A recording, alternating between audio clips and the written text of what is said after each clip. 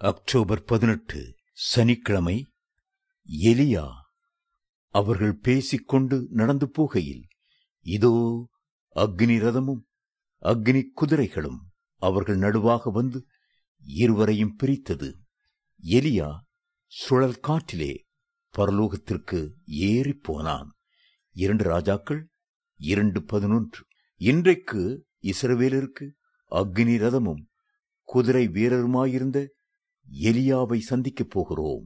அவர் கர்த்தருக்காக பக்தி வைராக்கியம் பாராட்டின வல்லமையுள்ள தீர்க்கதரிசி. அவர் பூமியை விட்டு கடந்து சென்று பல நூற்றாண்டுகளாகிவிட்ட போதிலும் கூட அவரது வாழ்க்கை வரலாறு இன்றைக்கும் நம்முடைய உள்ளத்தில் பக்தி வைராக்கிய அக்னியை பற்ற வைக்கக்கூடியதாயிருக்கிறது. அநேகர் எலியாவை ஒரு அற்புதமான மனிதராக பார்க்கிறார்கள். ஆனால் வேதமோ எலியா நம்மை போல பாடுள்ள ஒரு மனுஷன் என்று சொல்லுகிறது. யாக்கோபு 5:17.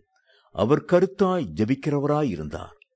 அவருடைய ஜப ஜீவியமும் கர்த்தரை பற்றிய ஆவிக்குரிய வைராகியமும் கர்த்தருக்காக அரிய பெரிய காரியங்களை செய்யும்படி அவரை ஏவி எழுப்பியது. எலியா என்பதற்கு யெகோவா என் தேவன் என்பது அர்த்தமாகும். இவர் கிலெயாத் நாட்டிலே திஸ்பி என்ற ஊரிலே பிறந்தார். இவர் ஆகாப், அகசியா என்னும் இஸ்ரவேல் ராஜாக்களின் காலத்திலே தீர்க்க தரிசனம் உரைத்தார். மரித்த ஒரு வாலிபனை கர்த்தருடைய வல்லமையாய் உயிரோடு எழுப்ப முடியும் என்று முதலாக உலகத்திற்கு நிரூபித்து காட்டினவர் இந்த எலியாதான். சாரிபாத் விதவையின் மகன் மரித்தபோது எலியா கருத்தாய் ஜெபம் பண்ணி, தேவனே, இவனுடைய ஆத்துமா திரும்ப இவனுக்குள் வரும்படி செய்யும் என்று மன்றாடினார். கர்த்தர் எலியாவின் சத்தத்தை கேட்டார். மரித்தவன் உயிரோடு எழுந்தான். 1 ராஜாக்கள் 17:22. எலியாவை பின்பற்றிய எலிசா சுனேமியாளின் மகனை உயிரோடு எழுப்பினார். எவ்வீருவின் மகள் நாயினூர் விதவையின் மகன் லாசரு ஆகிய மூவரையும் இயேசு உயிரோடு எழுப்பினார். வானத்திலிருந்து முதல் முறை அக்னியை இறங்க பண்ணினவர் இந்த எலியாதான். கர்த்தரே ஜீவனுள்ள தேவன் என்பதை இஸ்ரவேலருக்கு முன்பாக நிரூபித்து பாகாலையும் விக்கிரக வழிபாட்டையும் ஒழிக்கும்படி இவர் வைராகியம் கொண்டார். இவர் கருத்தாய் ஜெபித்த ஜெபத்தை பரலோகம் அங்கீகரித்தது.